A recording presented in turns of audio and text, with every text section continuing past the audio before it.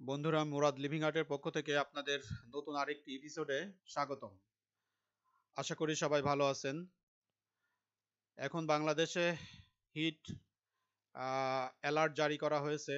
প্রচণ্ড গ্রীষ্মের উত্তপ্ত এই গ্রীষ্মে আপনাদের বনসাই ভালো রাখার কয়েকটি পদ্ধতি এবং বিশেষ কিছু প্রক্রিয়া নিয়ে আপনাদের সঙ্গে হাজির হয়েছি। এক এক করে আমি এই প্রক্রিয়াগুলা প্র্যাকটিক্যালি আপনাদের দেখাবো। এখানে আমি দেখছেন যে মশ তুলছি। মশ কিভাবে সেট করতে হয় এবং কি কাজে ব্যবহার করবেন, কেন ব্যবহার করবেন তার বিস্তার আলোচনা হবে। পাশাপাশি অন্যান্য কয়েকটি পদ্ধতি জানাবো। এটি আমার একটি মহুয়া বনসাই, বাংলাদেশের বিলুপ্ত প্রজাতির একটি গাছ। অত্যন্ত চমৎকার এই সুগন্ধিযুক্ত একটি ফুলের বৃক্ষ জাতীয় গাছ। এই গাছটির আনুমানিক বয়স 9 বছর মতো হবে। আমি আপনাদের এখন এই গাছে কিভাবে মশ সেট করবেন সেটা দেখাতেই কেন মশ সেট করবেন, এর সুবিধা কি আমি আপনাদের জানাবো। আপনারা এভাবে একটি কাঁটা চামচ নেবেন। কাঁটা চামচ নিয়ে মাটিটা একটু আলগা করে দিবেন। মশ সেট করার পূর্বে আপনারা গাছের মাটিতে একটু পানি দিয়ে রাখবেন, যাতে মাটিটা একটু ভিজে থাকে, যাতে আপনার মশগুলা সেট করতে সুবিধা হয়। দেখুন কিভাবে কাঁটা চামচ দিয়ে মাটিগুলো হালকা করে আলতো করে আলগা করে নিয়ে নিলাম। এখন আমি এই মশগুলা সম্পূর্ণ গাছের গোড়াতে সেট করে দিব। মশ আমরা কেন সেট করব? আমরা সবাই জানি মশ অত্যন্ত উপকারী একটি গুল্ম জাতীয় গাছ। এটি ময়েশ্চার ধরে রাখে। এটাকে মশ বলে বা শ্যাওলা বলে। পাশাপাশি এই মশ বা শ্যাওলা আপনি এভাবে সেট করে দেওয়ার ফলে আপনার গাছের সৌন্দর্য বা টবের সৌন্দর্য অনেক গুণ বেড়ে যাবে। দেখতে চমৎকার একটি লুক আসবে এবং প্রচণ্ড উত্তপ্ত তাপ থেকে আপনার গাছের মাটিকে ভালো রাখবে এবং দীর্ঘক্ষণ ময়েশ্চার ধরে রাখবে। ফলে আপনার গাছ সুস্থ থাকবে এবং ভালো থাকবে। আপনারা চাইলেই এভাবে আপনাদের গাছে মশ সেট করে নিতে পারেন বা শ্যাওলা সেট করে নিতে পারেন। এইটার পাশাপাশি আমি আরো কয়েকটি পদ্ধতি দেখাবো। ভিডিওটি না টেনে সঙ্গে থাকুন, দেখতে থাকুন।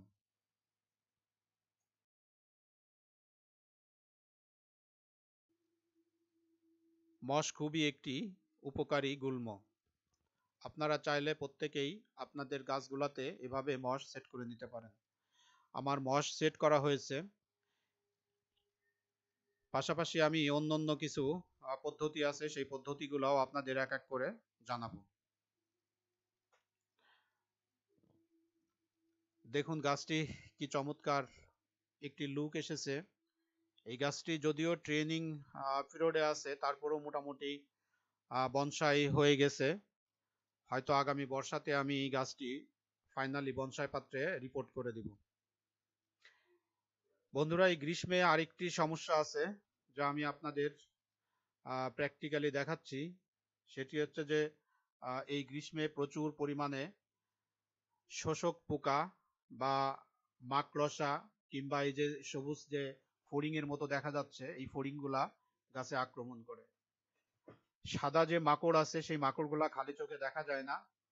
এই মাকড়গুলা বা এই শোষক পোকাগুলা গাছের পাতার রস খেয়ে নেয়, যেটা ক্লোরাফিন। আমরা সবাই জানি ক্লোরাফিন গাছের সবুজ, গাছের পাতাকে সবুজ রাখে। আপনারা এই পাতাটি ভালো করে দেখুন কিভাবে কুঁকড়ে গেছে। আমি খেয়াল করতে পারি নাই।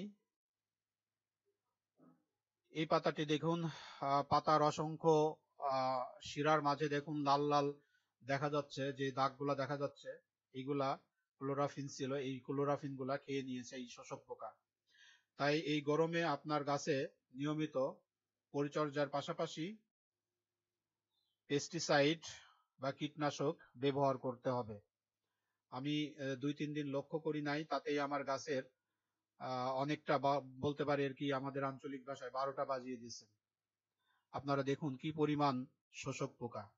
আজ বিকালে পেস্টিসাইড দিয়ে আমি এই পোকা দমন ব্যবস্থাপনা করব।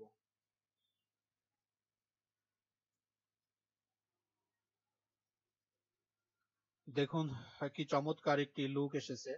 এই লুকের পাশাপাশি আপনার গাছ রোদের হাত থেকে রক্ষা পাবে। সারাদিন আপনার গাছের যে সোয়েল সেটা ভিজা ভিজা থাকবে, তাতে করে আপনার গাছের যে ফিডিং রুট, এই ফিডিং রুট গুলা ক্ষতিগ্রস্ত হবে না।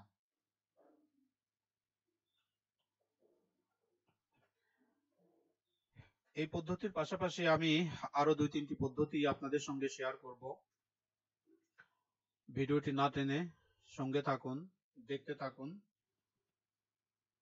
আশা করছি এই পদ্ধতিগুলো অবলম্বন করলে আপনার গাছ ক্ষতিগ্রস্ত হবে না, সুন্দর থাকবে, সুস্থ থাকবে এই গরমে। বন্ধুরা, যদি আমার চ্যানেলে আপনারা নতুন হয়ে থাকেন তাহলে এক্ষুনি চ্যানেলটি সাবস্ক্রাইব করে পাশে থাকা বেল আইকনটি অন করে রাখুন, যাতে সবার আগে আপনার কাছে আমার এই নতুন ভিডিও পৌঁছে যায়। এটি আমার একটি কদম গাছ, কদম ফুলের বনসাই। এটা আন্ডার ট্রেনিং পর্যায়ে আছে। আপনারা দেখুন যে গাছের নিচেই বস্তা দিয়ে ঢেকে রাখা হয়েছে। এটি আরেকটি পদ্ধতি। আমরা জানি যে চটের যে বস্তা বা পাটের যে বস্তা, এই বস্তা অনেক সময় পর্যন্ত ময়েশ্চার ধরে রাখে। এটি আমার একটি কৃষ্ণচূড়া। গত 2-3 বছর ধরে আমি দিনাজপুরে আছি। দিনাজপুরে অসংখ্য বড় বড় কৃষ্ণচূড়া গাছ মারা যেতে দেখেছি। আপনারা দেখুন এর গাছের গোড়ায় অসংখ্য গুল্ম জাতীয় যে আরেক ধরনের শেওলা জন্ম নিয়েছে। এই শেওলাগুলো আমি ফেলে দিই নাই।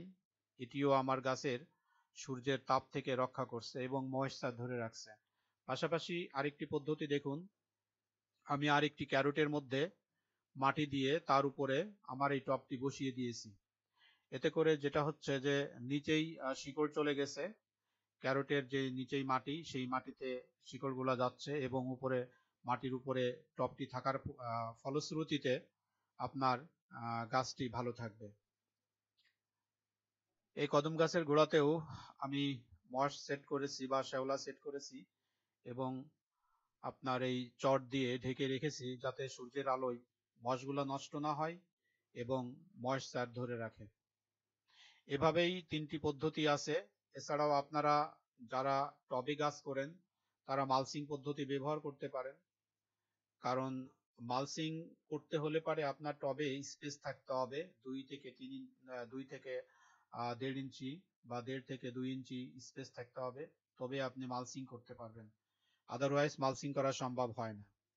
যদি জায়গা থাকে তাহলে মালচিং করবেন, না হলে পারে এভাবে চটের বস্তা বিছিয়ে দিবেন, দিয়ে তার উপর দিয়ে পানি দিবেন। দেখুন আমার এটি একটি পাকুড়ের বনসাই। এটিও আমি কিভাবে মালচিং করেছি। এভাবে চটের বস্তার মাঝখান থেকে কেটে নিবেন, তাহলে সেট করতে সুবিধা হবে। দেখুন শ্যাওলা বা মশ বসানো আছে এবং এভাবে ঢেকে দিয়েছি। এছাড়া আরেকটি পদ্ধতি আপনারা ব্যবহার করতে পারেন, সেটা হচ্ছে যে সেমিসেট। তো যাদের সেমিসেটের ব্যবস্থা আছে তাদের জন্য এত কিছু না করলেও চলবে। আর যাদের সেমিসেটের ব্যবস্থা নেই, যেমন আমার কোনো সেমিসেটের ব্যবস্থা নেই কিংবা ছায়াযুক্ত স্থানও নাই, যার কারণে আমি এই পদ্ধতিগুলো অবলম্বন করেছি।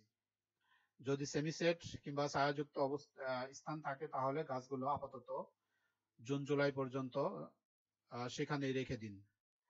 এটি আমার একটি খুব প্রিয় বনসাই। আমার সম্পূর্ণ নিজের হাতে তৈরি, ছোট্ট একটি চারা থেকে বড় করেছি। যজ্ঞ ডুমুর।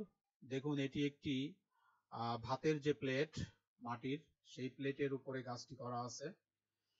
তো এই অল্প মাটিতে কিভাবে আপনি এই প্রচন্ড রোদে গাছটিকে রক্ষা করবেন, এর জন্যই এই বস্তা এবং শ্যাওলা দিয়ে আমি ঢেকে দিয়েছি এবং অত্যন্ত ভালো ফলাফল আমি পেয়েছি।